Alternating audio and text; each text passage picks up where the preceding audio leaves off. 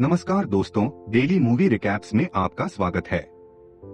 मेरा नाम रॉकी है और आज हम बात कर रहे हैं एक हाई स्कूल नॉटी ड्रामा के बारे में जो है माई टीचर माई ऑब्सेशन। शुरू करने से पहले कृपया चैनल को लाइक, शेयर और सब्सक्राइब करें। रिले समर हाई स्कूल की छात्रा और उसके पिता क्रिस समर हाई स्कूल के अंग्रेजी शिक्षक अभी एक नए शहर में चले गए हैं और आज नए स्कूल में उनका पहला दिन है।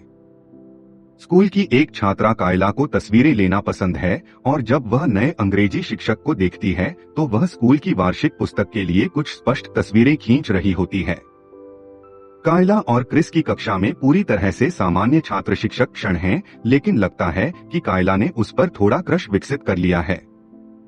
जब वह उसे कक्षा के बाद रिले में लहराते हुए पकड़ती है तो वह यह पता लगाने का फैसला करती है कि वे एक दूसरे को कैसे जानते हैं। कायला को कंप्यूटर लैब में रिले और कला पर दो बंधन मिलते हैं। कायला को पता चलता है कि रिले क्रिस की बेटी है और तुरंत पूछती है कि क्या वह कुछ समय बाद अंग्रेजी पढ़ने के लिए उसके घर आ सकती है। यह सेमेस्टर का पहला दिन है और कायला को पहले से ही क्रिस में काफी दिलचस्पी है और वह पार्किंग में उसकी तस्वीर भी ले लेती है। बाद में उस दोपहर कायला को पता चला कि उसकी माँ जेस की एक लड़के के साथ डेट है जिससे वह किराने की दुकान पर मिली थी। जैसे ही जेस अपनी डेट पर जाने के लिए तैयार होती है, कायला क्रिस के बारे में कल्पना करना बंद नहीं कर सकती।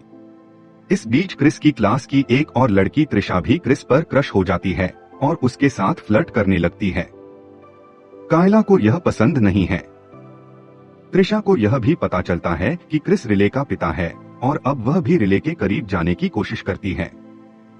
वह रिले को कायला के साथ घूमने के खिलाफ सलाह देती है और उसे अपने साथ खरीदारी करने के लिए भी आमंत्रित करती है। कायला यह सब देखती है और त्रिशा से बात करने के लिए पागल हो जाती है। वह रिले को सलाह देती है कि वह त्रिशा के साथ न घूमे क्योंकि त्रिशा का क्रिस पर बहुत बड़ा क्रश है और त्रिशा का जाहिरा तौर पर स्कूल में उनके इतिहास के शिक्षक के साथ एक समान घटना थी जिसे तब निकाल दिया गया था। यह सब सुनकर रिले बहुत उलझन में है और थोड़ा तनाव में है।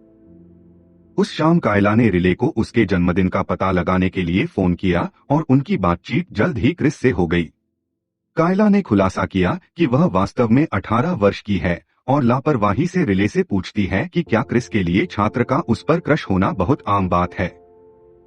रिले ने उसे आश्वासन दिया कि क्रिस के लिए यह कोई मायने नहीं रखता क्योंकि उसके पास एक उच्च नैतिक आधार है और जाहिरा तौर पर पहले से ही किसी को देख रहा है। वह किराने की दुकान पर मिला था। इस बिंदु पर कायला को पता चलता है कि उसकी माँ वास्तव में रिले के पिता को देख रही है। उसके दरवाजे की घंटी बजती है और कायला यह महसूस करने के लिए खोलती है कि क्रिस डेट के लिए जेस को लेने के लिए उसकी जगह पर है। जेस को नहीं पता था कि कायला क्रिस की कक्षा में थी और वह कायला से पूछती है कि क्या उसकी अंग्रेजी शिक्षक के साथ डेटिंग करना उसके लिए अजीब होगा। कायला का कहना है कि उन्हें कोई दिक्कत नहीं है। जब क्रिस और जेस अपनी डेट के लिए निकलने वाले होते हैं तो कायला जानबूझकर क्रिस पर कुछ पानी गिरा देती है।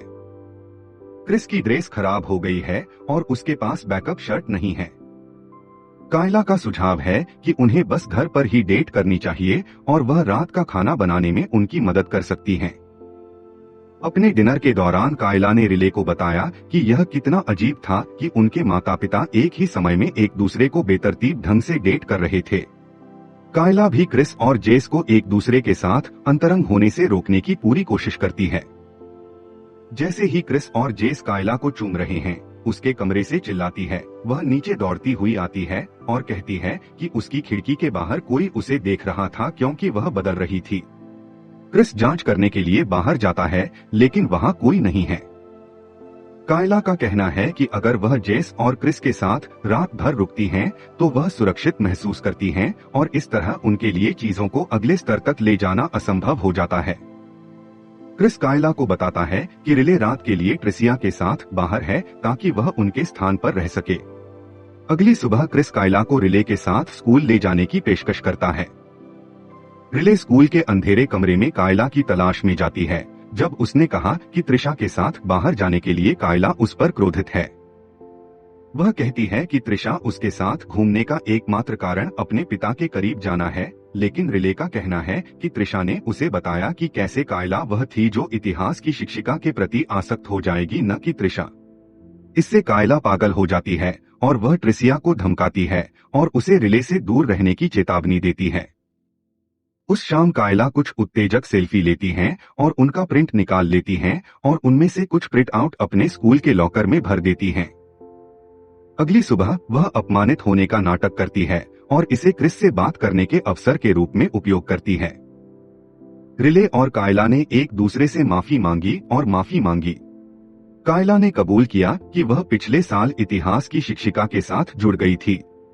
वह झूठ बोलती है कि उसने उस इतिहास शिक्षक के लिए उत्तेजक सेल्फी ली थी और त्रिशा ने उन तस्वीरों को पकड़कर सार्वजनिक कर दिया होगा। उस रात क्रिस कायला के घर जाता है क्योंकि उसकी मां के साथ उसकी एक और तारीख है। वह बाथरूम में है जब कायला ने अपना फोन उठाया जिसमें त्रिशा से कई यौन ग्रंथ थे। वह अपनी मां को इस बारे में बताती है जो फिर क्रिस का सामना करती है और उसके साथ टूट जाती है। कायला अपने बिस्तर पर लेट गई और आनंद लिया। बाद में एक तबाह और भ्रमित क्रिस अपनी कार में बैठ जाता है जब कायला बाहर आती है और उससे पूछती है कि क्या वह उससे जुड़ सकती है। वह उसके साथ सुंदर व्यवहार करने लगती है और क्रिस स्पष्ट रूप से असहज होता है। वह उसके ऊपर चढ़ जाती है और उसे चूमने लगती है और तभी रुकती है जब क्रिस उसे रुकने के लिए कहता है। यह हमारे लिए स्पष्ट है कि वह नहीं चाहता। बाद में यह पता चला कि यह वास्तव में कायला था जो त्रिशा होने का नाटक करते हुए उन सभी संदेशों को भेज रहा था और कायला इतना बुरा है कि अगले दिन स्कूल में प्रशासकों ने त्रिशा को निष्कासित कर दिया क्योंकि उन्हें ट्रिश के लॉकर में कायला की तस्वीरों वाला एक टूटा हुआ फोन मिला। उस रात रिले की 18वीं बर्थडे पार्टी है। कायला रिले को अपना उपहार देती है लेकिन उसे क्रिस की तलाश में अधिक दिलचस्पी है। वह चुपचाप क्रिस के कमरे में प्रवेश करती है और उसकी मालिश करने लगती है। क्रिस अच्छे मूड में नहीं है लेकिन कायला उसे खुश करने की पेशकश करती है। क्रिस ठीक से जानता है कि उसका क्या मतलब है लेकिन वह थोड़ा उलझन में है कि क्या उसके साथ ऐसा नहीं किया जाए, लेकिन अंत में वह उसे बिस्तर पर ले जाता है। दुर्भाग्य से रिले अंदर आता है और उसे और कायला दोनों को पकड़ लेता है। इस अधिनियम में हैरान रिले रन आउट हो जाता है और क्रिस उसका पीछा करता है और वे अपने सभी मेहमानों के सामने एक तर्क में पड़ जाते हैं। रिले पार्टी छोड़ देता है और क्रिस उसकी तलाश में जाता है। वह उस रात उसे नहीं ढूंढ पा रहा है और अगली सुबह उसे केवल स्कूल में देखता है, लेकिन वह उससे बात करने के लिए बहुत गुस्से में है। राइली हालांकि क्रिस के साथ कायला के अनुचित संबंधों के बारे में जेस से संपर्क करती है और तुरंत जेस स्कूल में दिखाई देती है। वह क्रिस को थप्पड़ मारती है और कायला से उसके साथ जाने की मांग करती है। वह अब यह भी मानती है कि कायला ने त्रिशा के बारे में झूठ बोला था। इस बीच क्रिस रिले से माफी मांगता है और वह उसे माफ कर देती है। बाद में कायला त्रिशा को बुलाती है और उससे मिलने के लिए कहती है और फिर उसे मारने के लिए उकसाती है। त्रिशा समझ नहीं पाती है और उसे नहीं मारती है।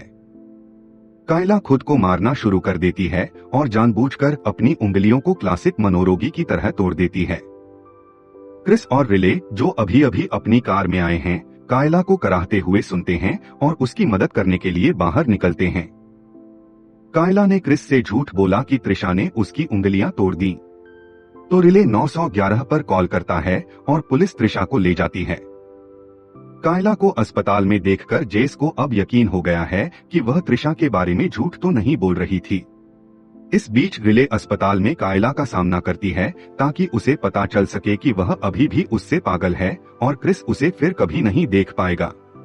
कायला ने रिले से लड़की के वॉलीबॉल मैच के लिए कैमरा पर्सन के रूप में उसे कवर करने का अनुरोध किया। टीम की खातिर रिले सहमत हैं।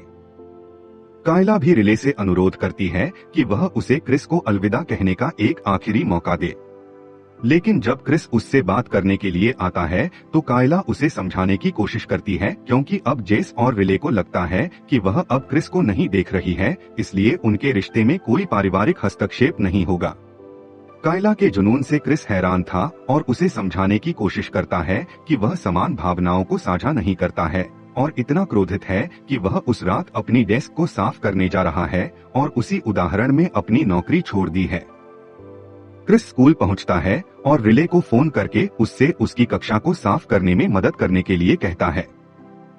जब रिले स्कूल में आती है तो कोई लाइट बंद कर देता है। पता चला कि यह कायला थी जो अस्पताल से भाग गई थी।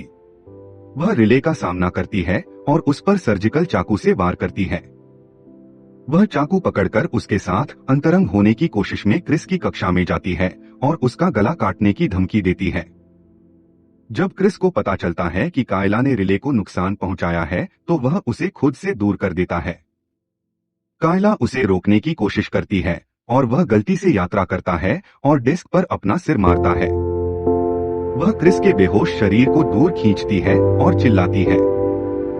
रात का चौकीदार उसे ढूंढता है और कुछ मदद लेने के लिए निकल जाता है, लेकिन कायला उसका पीछा करती है। इस बीच रिले, जो अभी भी जीवित है, खून से सने हाथों से चौकीदार के पास दौड़ता हुआ आता है और उसे दौड़ने के लिए कहता है, लेकिन बहुत देर हो चुकी होती है क्योंकि कायला चौकीदार का गला पीछे से काट देती है।